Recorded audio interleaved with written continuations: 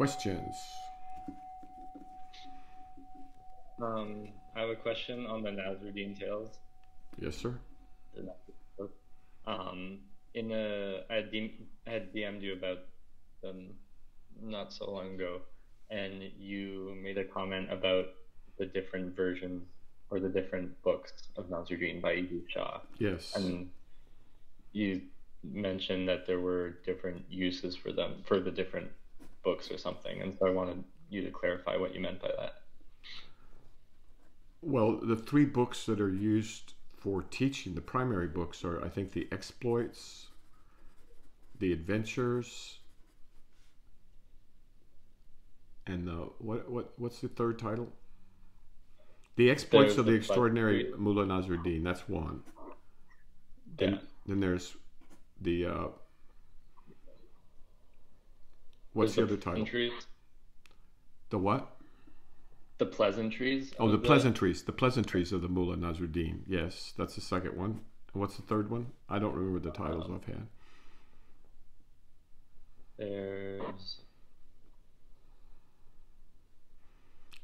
There's also the World of Nasrudin. No, not that one.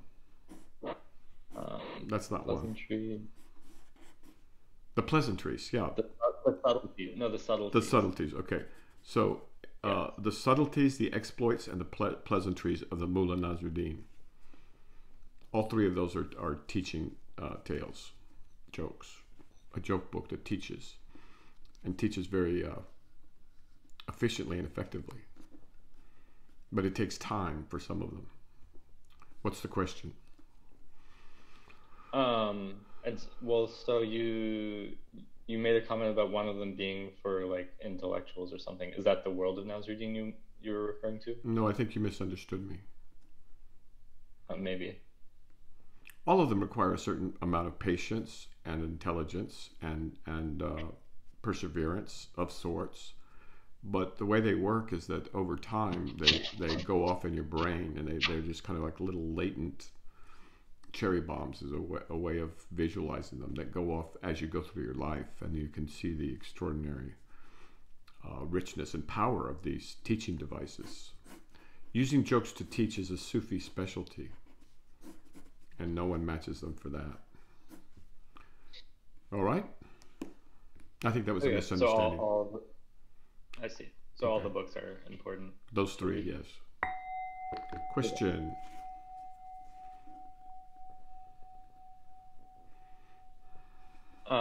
This was another follow-up on a previous video you did, and I've also started reading Journey to Ixtlan.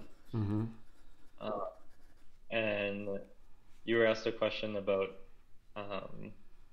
Carlos's friend who has the little boy who needs to be taught a lesson. And he's told to like get a scary looking guy to spank him, and then he's also told to also bring him to a hospital or something and touch a dead body. A dead child.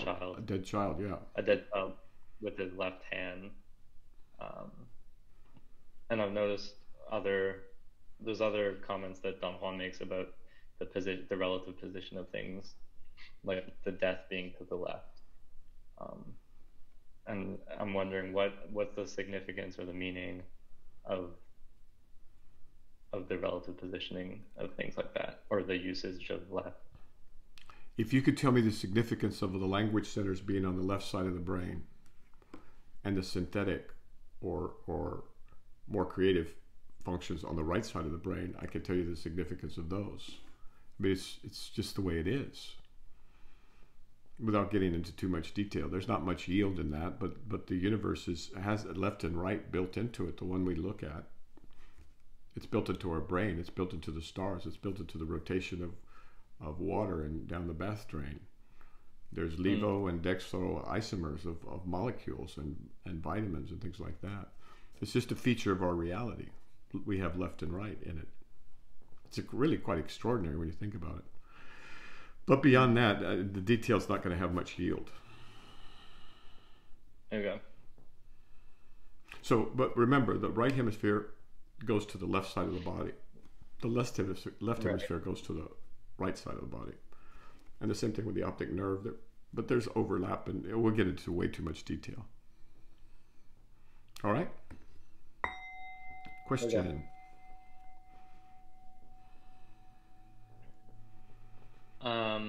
On the Carlos Castaneda series again, he's being told to erase his personal history.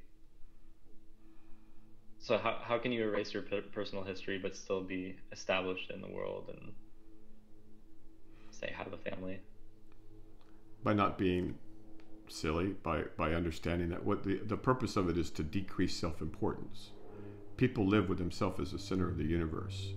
They see the world as relating only to them. They think about things only from their point of view, and that if a few of their friends or their professors at school, and that they miss most of the world that way.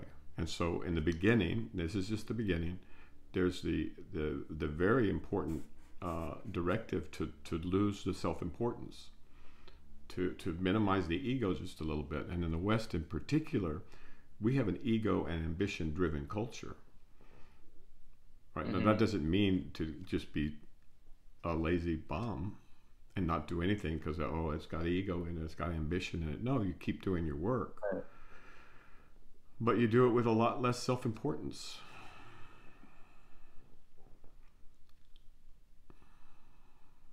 I see. That's a way that people can remember it, right? If you say, oh, you got too much ego, people don't remember that. But if you say erase personal history, then that sticks in the cobwebs.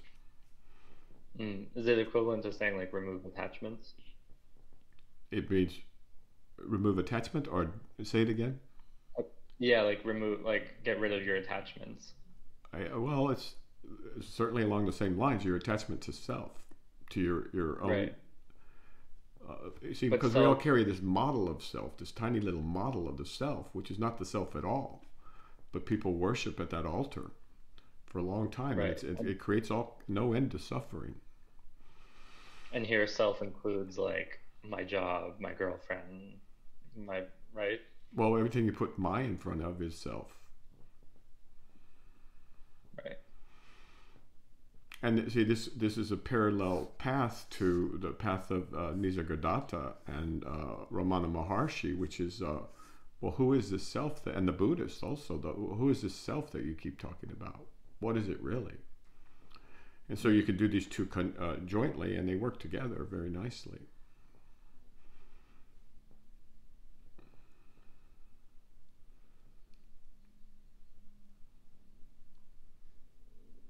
Yeah, I'm reminded of a Zen story, but I don't know if I can remember it exactly. Some acolyte comes to the master and says,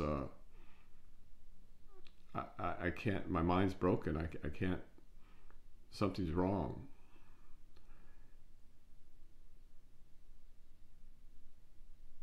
And the master replies something along the lines of, well, bring me your mind and I'll fix it for you. And the months pass, and the guy comes back and says, I can't find my mind. And the Zen master says, there, I fixed it for you. Right. Yeah, because mind is this. Mind is not this little imaginary ping pong ball in the skull with a little, what was it, E.T.? Where you open it, or was it Men in Black? That the creature opens up and there's a little guy inside with the levers and making the decisions. Well, that's not real. That's not how it works. Okay, that makes sense. Right. Mm-hmm. Question. You had a tweet, and it said something along the lines like there's a certain environment where only mold grows, and it had to do with young men. I couldn't find it when I looked for it again. That only molds and fungi flourish in some of the environments that young men put themselves. You know, it's dark, They're playing video games, there's like bags of Doritos all over the place. You know, it's dark and it's damp and it doesn't get much fresh air, doesn't get any sunlight, and molds love that.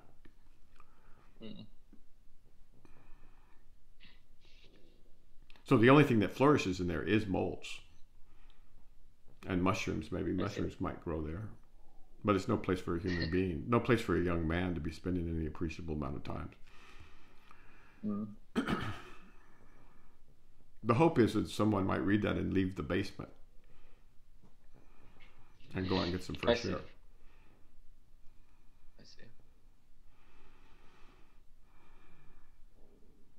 It triggered me to get some flowers. Yay, good. See, so it helped somebody somewhere. Yeah, good. That's the whole idea, is to help young men realize it. I'm sorry, what? And to keep my fridge cleaner. Very good. Oh. Both of those are good. Yeah, to keep a plant alive, you need some sunshine. So if you can't keep plants alive in your environment doesn't get enough sunshine, if at all possible, right? But it's not only the sunshine; it's also the care, right? And the air. And the attention. The care, the attention. Yes, that too. But right. Plants are pretty resourceful. But so if your environment does not have enough for a plant to survive, then your environment is probably unhealthy, your physical environment. Right.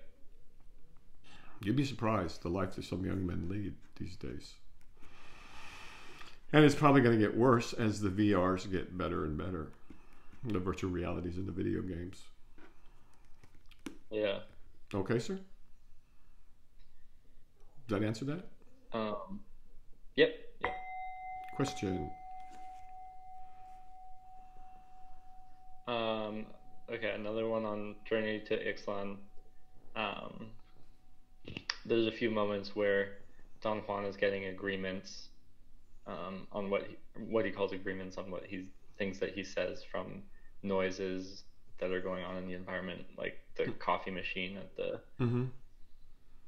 restaurant, or the crow, but then he makes a distinction between an agreement and an omen. Yes. Right. So that I'm not quite clear on what that distinction is. That's all in the second attention. That's all in the second attention. Can you say more about that?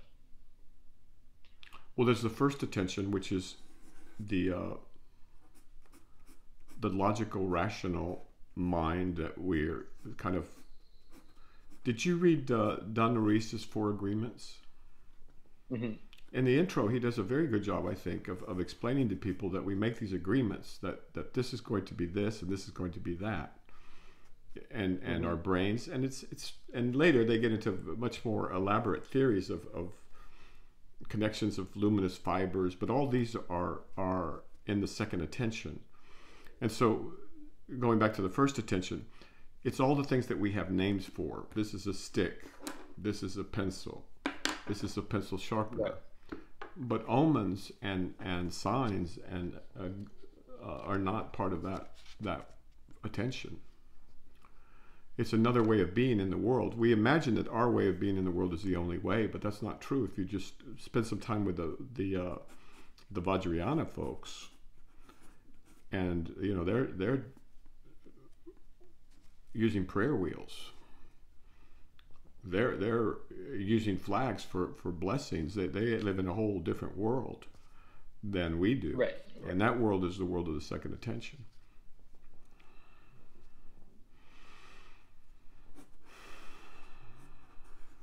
When you're visualizing a tutelary, like, it's a commonplace in the Vajrayana, at least the one that I was trained in, to visualize a deity, a tutelary, and to memorize that such that you could move her, rotate her, move her, and she would descend into your body. And then you're moving and she's moving. How is that related to omens? It's a second attention. I can't explain it to you in the first attention. It would sound silly in the first attention. We don't have space for that. We believe in our physics, in our little but all that's starting to fray also because of quantum mechanics and mathematics, and the notion that time and space are a secondary phenomenon of mind.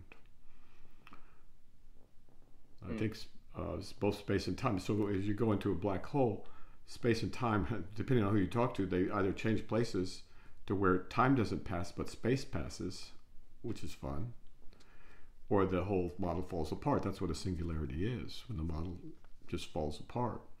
And so we've been using mathematics and classical physics to describe our world, but now with quantum mechanics and with many other ways of looking at things, the whole thing just falls apart. And that's why in the original three-body problem, there was a mantra that went through the whole thing. It's too bad they don't show the real one. That physics was dead. Physics is not real, or something like that. And the reason the scientists are killing themselves is partly because of this. They're realizing that their physics does not make any sense, which, that's the nature of physics. So that means we're making progress. So, we've built a civilization on the first attention. The Enlightenment was the moving away completely from the second attention. I mean, I'm talking about the Enlightenment in the West, the kicking the church or kicking all of that kind of thinking out of our civilization. Mm-hmm. And we followed it about as far as it can go, and where it goes, it doesn't look very pretty. Man has the other side. Man has the left side also, and we need the second attention. Right. Because it's very, very neglected in our culture, our modern Western culture. Not everybody. Some people have never joined that club of exclusive rationality. But ultimately, rationality becomes illogical and irrational also because it's not logical.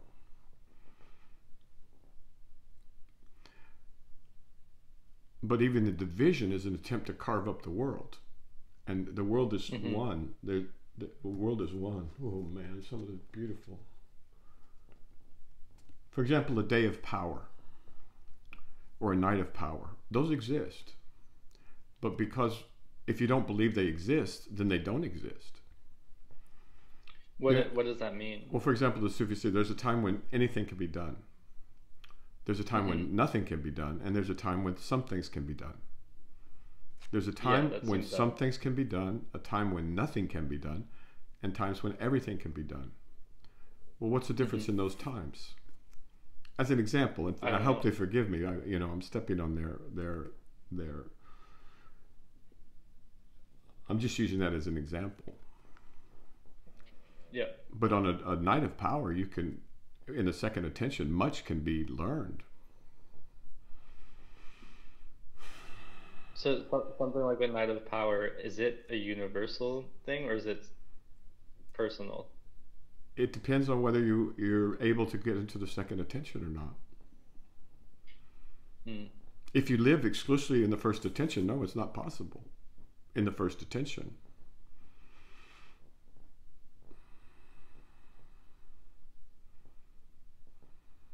But what I mean is that is it something that's due to personal circumstances, or is it a universal kind of phenomena? I think that if you live in the first, you can live exclusively in the first attention all your life, and then you have a near-death experience. You're in a car accident, or you die in surgery or something like that, and you come back. Then all of a sudden you're living in the second attention also. They don't exclude each other. They enrich each other. You need both. You need both, right? We wouldn't have tech without the first attention. Right. But the tech will never get anywhere in consciousness because it doesn't have the second attention. And science doesn't even acknowledge the second attention. I mean, you had people like Jung trying to get there as best he could, Carl Jung, the psychologist. But he had to use classical myths, and he had to use stuff that was respectable enough. But those archetypes have a lot of power, but it's still not quite second attention. So the second attention is much more fluid. Did you see where I made a metaphor about the stadium and the ping pong ball? Let me do it again. Where was that? Let me do it again. It was in a recent video.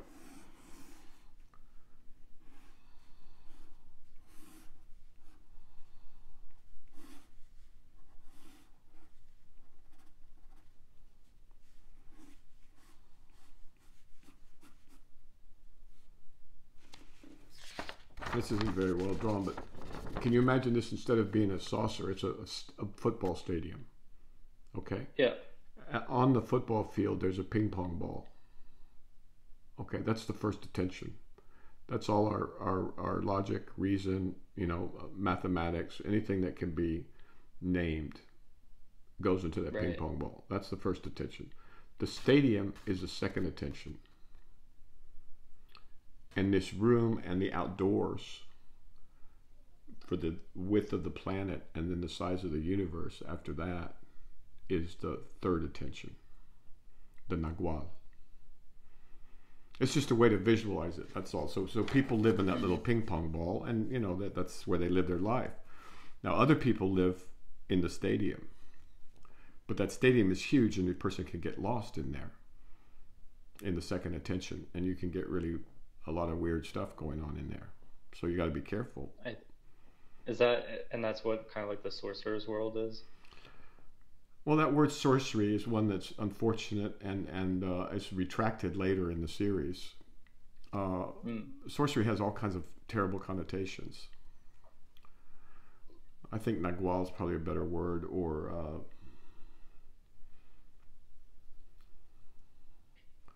the words start to fall apart when you bring it into the first attention. So I don't know, a seer is kind of good.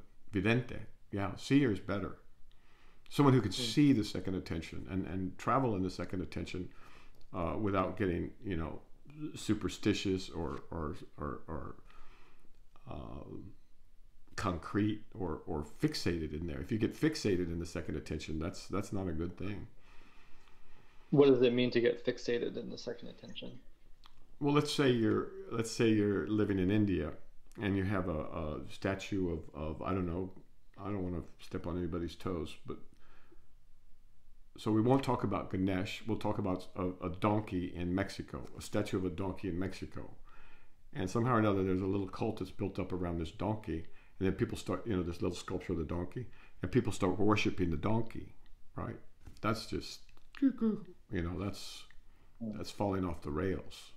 Worshiping sort of like when idols is definitely a fixation in the second attention. Like so that's something go ahead. When Carlos gets obsessed with his like hallucinations and things like that. Mm-hmm.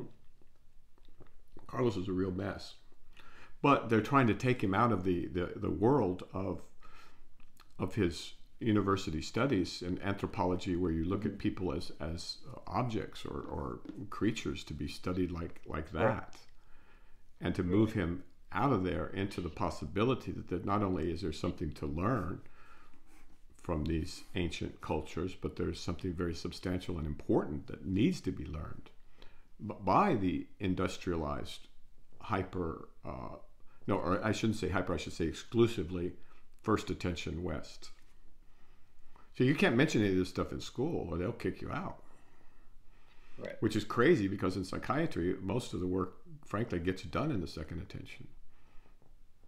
Unless you're just using drugs and electrochemical therapy or whatever. Yeah, it's very important. Freud understood this, Jung understood this, but we're corralled so tightly in that ping pong ball, you can barely go outside the edge of that ping pong ball before they pull you back and say, no, you can't do that. But we're learning the limits of living in the first attention. And we're going to have to move beyond it. The AIs are going to force us. But it's fine. It's a good thing. We imagine the world. Why not imagine this world is plenty beautiful and spectacular and full to the brim already. But we imagine our minds. And if you imagine your mind as this puny little paltry thing that can only do calculations, and put together things in a certain syntax or a certain order, and nothing else makes sense, well, then you live in that impoverished world. And that's a real loss. On the other hand, they were properly and appropriately afraid of the second attention. And that's what the Enlightenment was about, because you can get really, really dark. Really dark. You know, you start burning witches. Right. You start calling people communists. Or you start calling them fascists. Now, that's not really second attention, that's first attention. But people can go berserk in all kinds of directions, and they have and they will. I mean, you know, we've got thousands of nuclear warheads all over the place, in our submarines, in our landmass, all over the place. That's pretty nuts for a species. So we go nuts in both the first and second attention.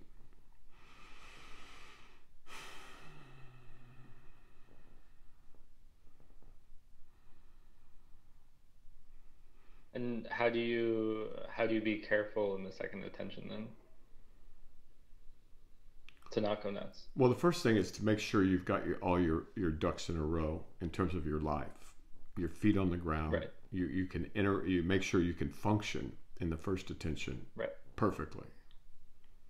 Be established. Yeah, and then you move very carefully and slowly and with people you trust. For me, it was frankly the Tantric Buddhists and my grandmother. My grandmother, and then the Tantric Buddhists, the Dalai Lama, right? The Dalai Lama, that guy is sober as you can be, but he's also incredibly powerful, and he uses methods and tools of the second attention. The whole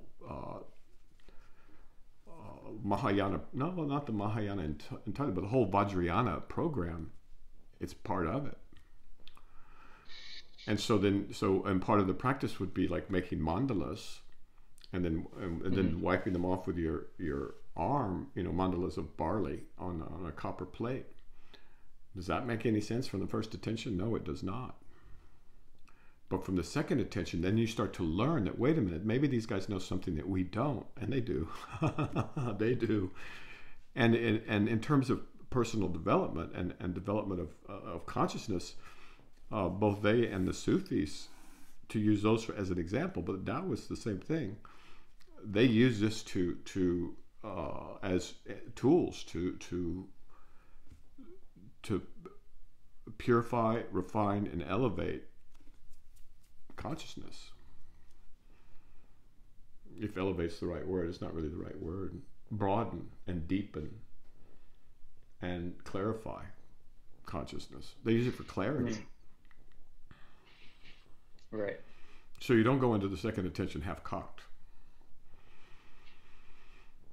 It's got to be with people you trust, and it's got to be something that you know what it's for.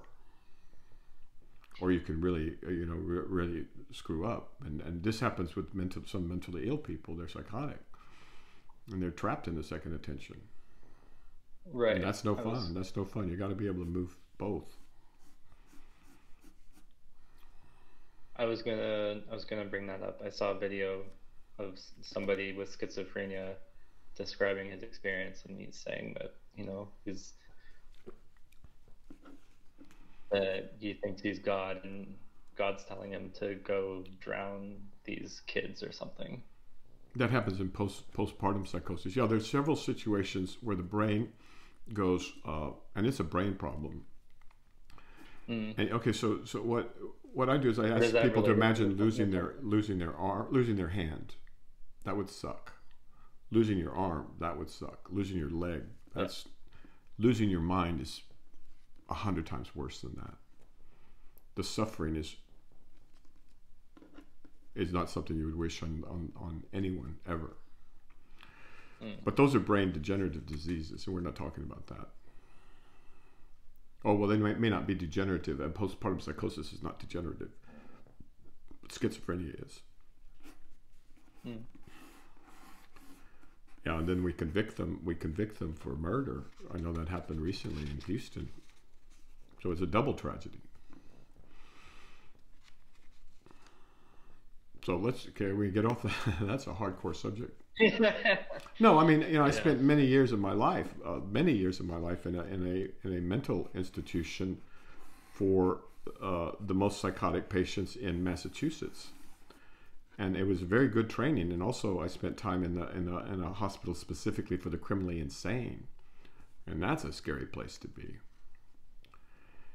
And the concept of energy, for example, is, we have no place in the first attention. I was looking for a job when I first moved west, and I thought, hey, I'll just go check out this maximum security prison in the Bay Area. And I went in there, through, walls and doors and locks and security, because these are like maximum security prisons. And I realized that the energy in there was so dense and so dark, you couldn't work. I mean, that's literally what the experience. Now the thing was, how do you describe that in the first attention? And we don't even acknowledge that there's such an energy, but there is. The closest we got was to acknowledging that affect can be contagious, right? And this is I think, if any psychiatrist doesn't know this, they must know this, or any counselor or social worker, that they can pick up the affect of their client or the ward, and that can be used for diagnostic purposes, but it could also be used to like help you get centered again, right? Because you know more what you're dealing with. And if you mistake anxiety for mania, or mania for anxiety, you've made a big mistake, for example. So those energies are real, but we have no way of describing them. Okay, next question.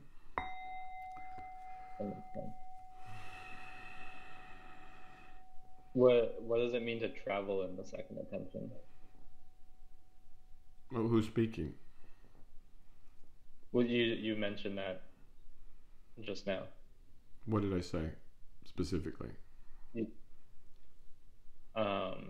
You said something like you can travel in the second attention. Yeah, you could just move from one spot to another. You can move from, see, that's advanced stuff. But let's say, using the crude analogy, right? Here we have that stadium. Now that you're in the second attention, say you could move from the bleachers on the near side to the higher bleachers on the far side of the. And that's just, but see, you can't. That's just to help with visualization. I mean, it's an enormous space. Okay. It's enormous. It's hugely vast. Remember, the first attention is a little ping pong ball, so you can get lost in there. But then we have to get into much more detail, and yeah, that's not something you want to do publicly. Okay.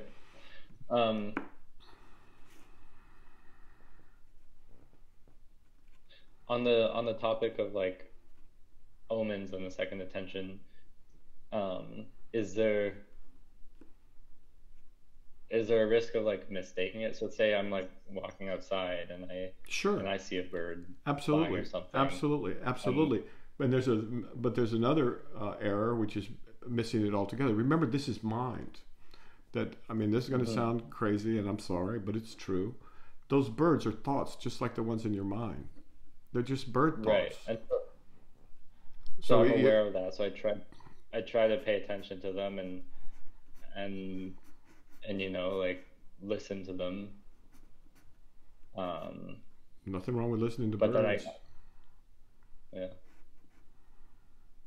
But then I can't tell if I'm just like, if there's meaning to it, or if I'm just making stuff up. You're not established enough in the second attention to be making definitive conclusions one way or the other. And remember, it can change depending on whether is it a day of power, or is it just a ordinary regular day. And see, now we start talking to the left side, right? To the left. So our mind has two halves in the Toltec scheme. So there's another danger here. I'm trying to just signal to the young men and women out there that this world is much more marvelous and mysterious than what they've been told necessarily, especially in the United States, because they're feeling lost.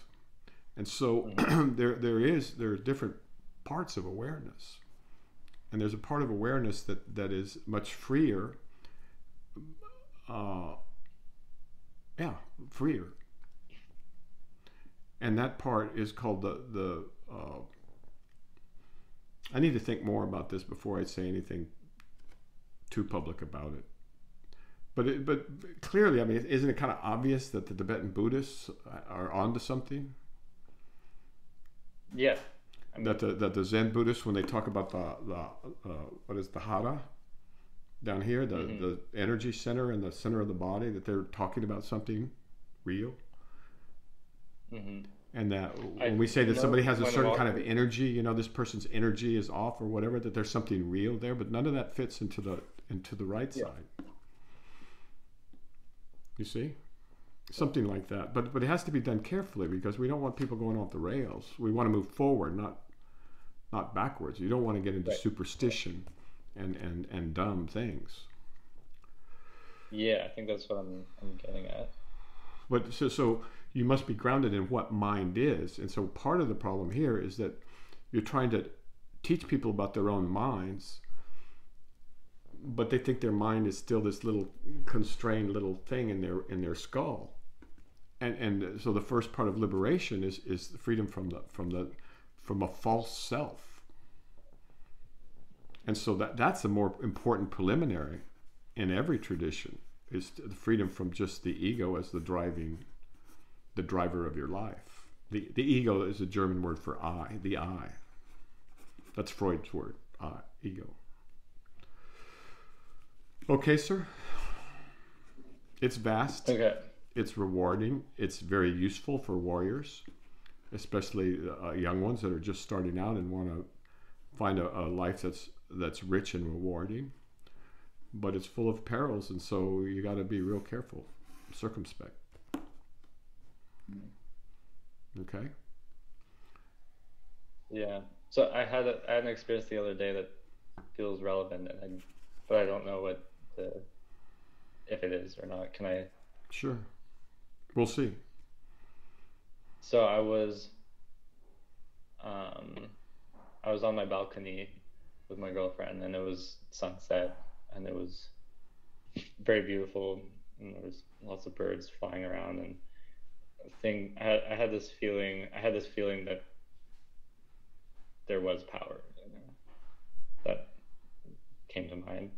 And you think? There's there's power. There's a feeling of culmination, and then there's a bang, and I look over, and a pigeon had flown into a window in my apartment, not in my apartment, but on the building, and bang, and landed dead on the ground. Okay. And I don't know, it felt significant, but I don't know. Well, it's significant for the bird. It's significant for you, right? So now what that means to you or to the other birds, or to even that bird. And it was additionally, I think a few days earlier, a bird had flown into my window. And so it was like the second bird that week that flies into the apartment building. And so you're being surrounded by dead birds? I mean, twice in a week, yeah. I don't know. But that should be saying, I mean, it certainly should be saying something to the birds. And certainly, and probably maybe saying something to you. I don't know. What do you think about that? Setting up bird killing windows. They can't see the glass, right? They can't see the glass. I mean, right. So first attention is saying, oh, well, they see the reflection of the trees and they think there's a tree. Do you feel any responsibility to protect animals for the can't see glass that you put there? Do you ever think that maybe you could put up a little reflective dot or something, or just a dot? A little stick them on your window so they don't do that? I bet a lot die that way. And if you don't want them to die that way... Well, I had the thought, like, oh, like, I was looking and I'm like, well, it's pretty odd. Like, it's not even... They're kind of dirty. Like, they're... like, the pigeons are... Maybe this is just natural selection for the pigeons, because... Well, I mean, it depends. So the thing that would come to mind is, I mean, does it bother you or not that this thing that you've constructed is killing animals. And if it does, what could be done about it? Mm. Because pretty soon, I don't want to go to AI. I don't want to go to ASI, right? But see, so it's an event for a thoughtful man. Is there something that, presuming that you think something should be done, maybe you think it's fine for birds to like run into the glass and hurt themselves. In which case, I mean, you may want to reflect on that. Okay, the animals are here just for, you know, they don't mean that much, or something. I don't know. I don't want to think for you. On the other hand, if you thought, well, wait a minute, these birds wouldn't be dying if they had adapted to glass, right? And we're putting this glass up, maybe prematurely, or I don't know, or maybe there's something we could do with the glass where they can see it. For little kids, we do that, right? And for department stores, they put up something so humans don't walk through the glass. Yeah. Right? Do animals deserve that same respect and regard? I think so. Well, then that seems like something you might want to look into, no? Is there a way to both have glass and have some reasonable warning system for the animalitos? Yeah. The crow just caught and agreed with me. He said, thanks. So no, you can live in whatever world you want. And this is the people they say there's no free will. There's free will, absolutely. I mean, think about it. You can live in a world where animals don't mean anything. You kill them at will. Yeah. Or you can live in a world where, you know, they're creatures too. And how would I like it if the a smarter animal than me had death traps set up all over the place and didn't care? Because, you know, the ASIs may be coming. So it's something like that. Yeah. So, and then or for the right side, you could just go, well, what is life? What is this thing life? That's right. That it can be ended like that. Yeah, I definitely went there. So, and then you think about your own life. What is life? Mm-hmm. Where did it come from? Can it be created or destroyed? I mean, that seems like a simple question. You know the answer to it already, but actually we don't know the answer to that. Because life goes on. I mean, individual species may not, but life goes on. So what does that say about us? What does that say about us as a species? So these are the kinds of things that should preoccupy, in my opinion, young men and young women, and that's part of the mystery and marvelousness of this wonderful world. And people lose that, and they lose hope and trust in nature, in the way. And so that's part of the spirit of this enterprise right here. Okay, sir. Anything else before we stop? Thank you. No. All right. Guard your mind. Keep the faith. Take care.